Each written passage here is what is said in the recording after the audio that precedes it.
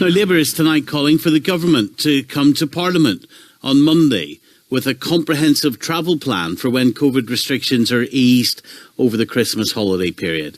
They want to see a suspension of peak rail fares to avoid overcrowding, and for transport workers to be offered mass testing to avoid chaos and ensure families are kept safe. Tan Dessy is the Shadow Rail Minister and is with me now. Tan, good evening. Good evening, Stephen. Good evening. Nice to talk to you again. So spell this out for me then. What do you want to see Grant Shapps outline on Monday? Well, Stephen, so far the government has made shambles of how it's dealt with the pandemic, and what we cannot have, now that they have offered the Christmas window for families to reunite, we cannot have a shambles on our transport network. And that is why, as you've rightly pointed out in your intro, that we've called for the Transport Secretary to come to the House of Commons on Monday to lay out a transport plan. And that's the Shadow Transport Secretary, my colleague Jim McMahon, has asked for that. If you go on my Facebook or Twitter on the social media feeds, we've been asking for the last few days for them to do that. But as yet, we haven't seen their plan. So, in the absence of their plan, what we're saying is the only sensible way to be dealing with this is to be suspending peak fares and to be providing mass testing for COVID for our key workers, our transport workers, especially on rail and on our highways. But you know that the Department for Transport have said on Friday that the Network Rail chairman, Sir Peter Hendy, had been appointed as a Christmas travel czar. And Peter will scrutinise whether rail, air and road networks are prepared for the surge in travel when the restrictions are temporarily relaxed. So they might claim it's all in hand. They've got the most senior guy looking at this. Stephen, Sir Hendy, it's wonderful that he's been placed in that position. I've spoken with him on several occasions over the course of this year during my work as Shadow Rail Minister, but ultimately the government cannot pass the buck to somebody else. What we are saying is that we need to avert chaos on our rail and road network, and we need to keep people safe. And the only way for that to be done is for the Transport Secretary himself to be coming to the House of Commons, so that we, as members of Parliament from across the House, can scrutinise the plans, and therefore, that we can ensure that there is no chaos come December. So, what would you do? How would you handle it? So the way that we would plan to do it is, firstly, is to introduce mass coronavirus testing for all of our bus and train drivers and those working on our highways. We'd also say that in terms of any planned engineering works, if they're just before we move on to that, so you would test all of the bus and train drivers. So whether it's our bus drivers, our train staff, our highway personnel, you will have seen the lateral flow test in terms of the mass coronavirus testing. What we would say is that given that our transport network is so important in order to keep everybody safe and to ensure that everybody is able to meet their families during this Christmas travel window, then that's what we should be doing. And also, how often would you test them? Well, it would be done on a regular basis. So what's regular? So regular is if it's during that Christmas period, it would virtually be daily. So it's just to make sure that everybody is fine and that they are happy, they're comfortable. Obviously, we would consult with the unions as well to make sure that they are fully on board. But ultimately, so you would test every train driver and every bus driver in the middle of that busy period every day? Well, if that is what it takes, and that's what we will do, as I said, we would consult with the unions. How would we rule that out? Where would they be tested? Well, there are already, in terms of the mass testing which is happening, if we look at what's happening in Liverpool and in other areas, that where the key workers are, whether they're working in our NHS or whether they're working in care homes, they are regularly tested. So however we can work with the unions to ensure that everybody is happy with that testing regime, but it needs to be happening regularly, whether that's daily or whether it's every other day. But the thing is to make sure it's regular and to ensure that the staff feel safe and that they are able to do their job without being off sick. I'm aware of the Liverpool mass testing model, but that's a pilot project. We're at the 28th of November we're very close to being into December. So what you're saying, and you're the Shadow Rail Minister, so you're saying it is credible, is it, that in 2 weeks' time we would have a facility and a plan capable of testing every bus driver, every rail operator, rail driver on a daily basis? Well, look, Stephen, the fact that you're asking such questions actually shows why it is so important for the government to lay out its plans, the people that have all the statistics as to whether they can actually do that, whether it's on a daily basis, whether it's every other day. But what we are saying is that there needs to be regular mass testing of our transport workers. And if it's been done in other parts of the country, then that's what we need to do, because that's the only way that we can have everybody being able to enjoy Christmas rather than being frustrated, or rather than going onto dangerous trains or buses or overcrowded trains. Or the worst thing is if they turn up and, for example, I was speaking with LNER earlier this week, and they are planning essential works along the East Coast Main Line. So if people are looking to travel along that and then they can't get a train between the 23rd and the 27th, then that will only add to the anger and exasperation of the British people. And we cannot have that in the midst of a pandemic, when everybody's looking forward to that time to reunite with families. So, given the lack of planning and given the shambolic nature of how, as I said, the government has dealt with the pandemic, we cannot have yet another shambles. The test and trace system at the moment is forget being world beating, it's a shambles. So that's why we need to make sure that test and trace system is there for our key transport workers. Do you think it's safe, Tan, at the moment, to get on a bus to come home for Christmas if people are sitting beside each other? It's completely contrary to the general rules with which we're trying to live our lives, isn't it? Why are we being told not to sit, in a restaurant, for example? We wouldn't sit so close together as we are in a bus. So why is it safe? Well, look, if we look at what's happening, whether it's on our buses or on our rail network, we're seeing that the usage is not what it was before. There are estimates of anywhere between 20 to 30% usage, which means that buses but that might change during this. That might change during this period when everyone is coming home and the restrictions are eased. It's a different context then, isn't it? Well, look, that's why we need to make sure that transport plan is there, that modelling is done and we know that approximately 20% of the UK population, they don't actually own a car. So if we've got that number of people who will be reliant on the public transport system, and we know that if people are practicing social distancing, so however much of a distance that they can put between themselves and one another, if they're wearing face masks, if they're taking the precautions, then using public transport it is safe. And that's how do you socially distance on a train? Well, I think you need to judge how many people are on the train, but ultimately you try to maintain the maximum possible distance given the number of passengers that there are on the train. But the key is also to make sure that everybody is wearing a face covering, because then that minimises the risk to yourself and to your fellow commuters. But if you think of the tube and how packed the tube is on any normal day. What is your view on the maximum number of people, for example, that should be allowed on the London Underground, that should be allowed on trains? Should they, if there's seating on a train that is designed for two people to sit beside each other, should it be restricted to one person in those two seats, or is that not practical? Stephen, as I mentioned earlier, that during my discussions with officials within Network Rail, as well as in the rail unions, what I've actually found out is that the capacity, we are well below capacity. At any given point in time, it's about 20 to 30%. So we are far from full usage, and it's definitely not at overcrowding levels.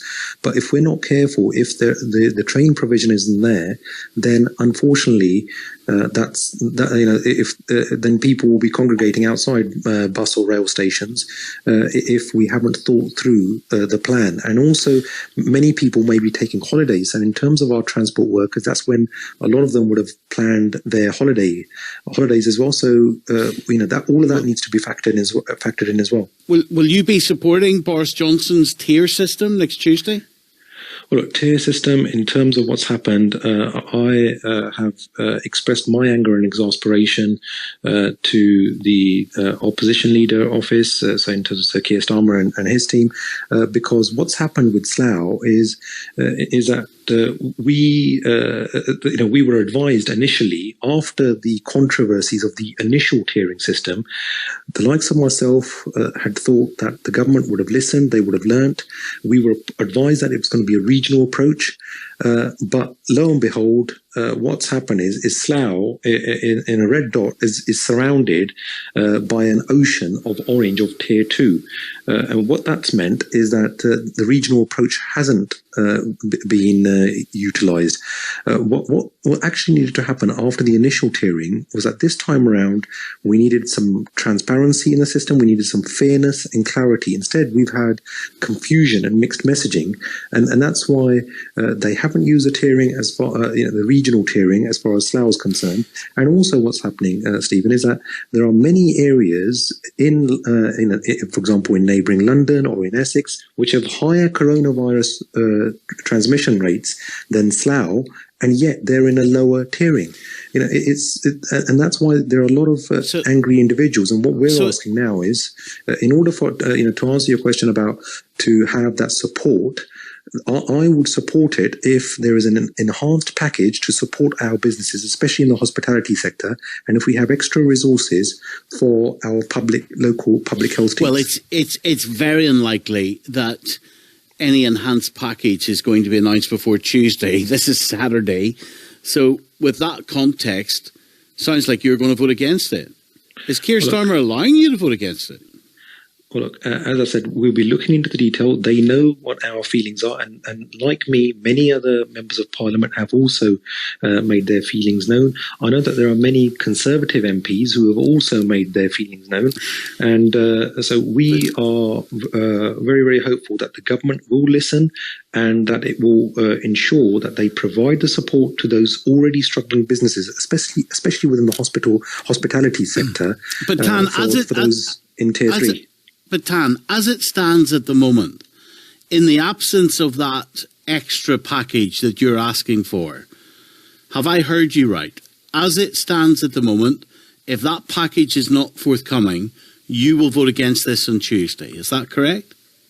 As I said, Stephen, I am not happy as things stand at the moment, and what businesses, and whether it's Slough Town Football Club and others, that they have come up and that they said it's not fair that we are being treated completely differently to many other parts of the region or the wider country. We need more support.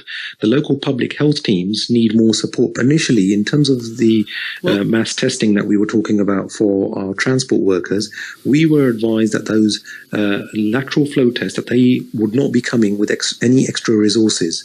So what I'm looking for is that if we're going to have that mass testing, we need members, whether it's in terms of what happened in Liverpool with armed forces personnel or others, we need support in order to bring that transmission rates down. That's sure.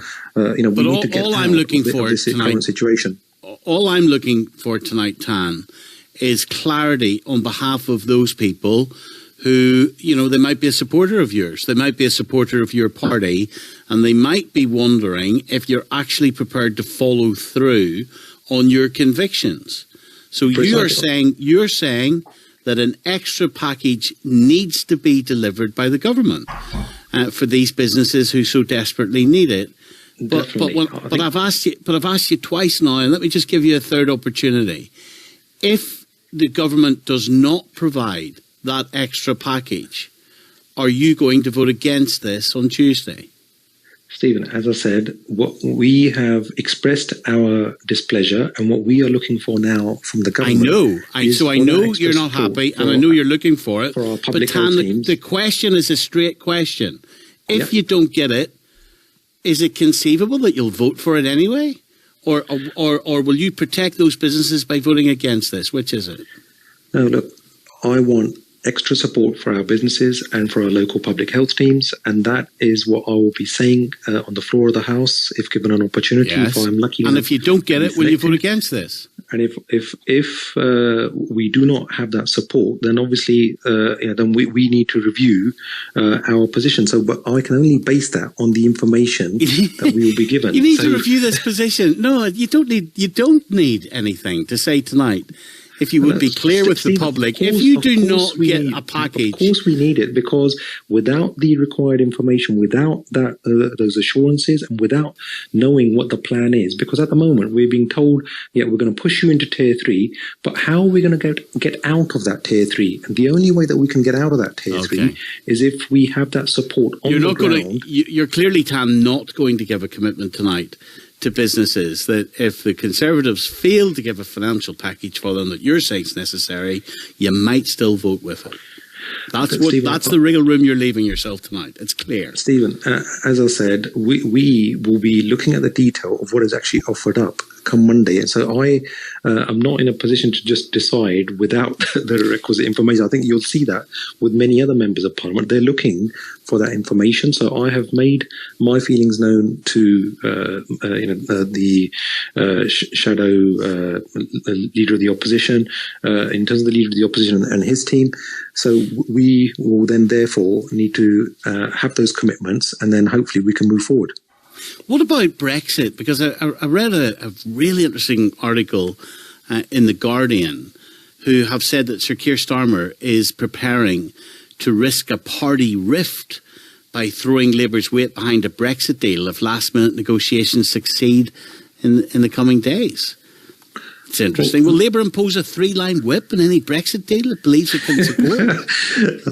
Very good, Stephen. I think in terms of our Brexit position, at the moment, we don't even know the deal that the government have come up with. Or I don't think they know what they will eventually have in their hands. But that's just another aspect of where it's been so mishandled. We've missed deadline after deadline. The Prime Minister's own deadlines, by the way, in terms of a Brexit deal. At the moment, what we want is a good deal, but we definitely do not want a no deal, because we feel that would be catastrophic.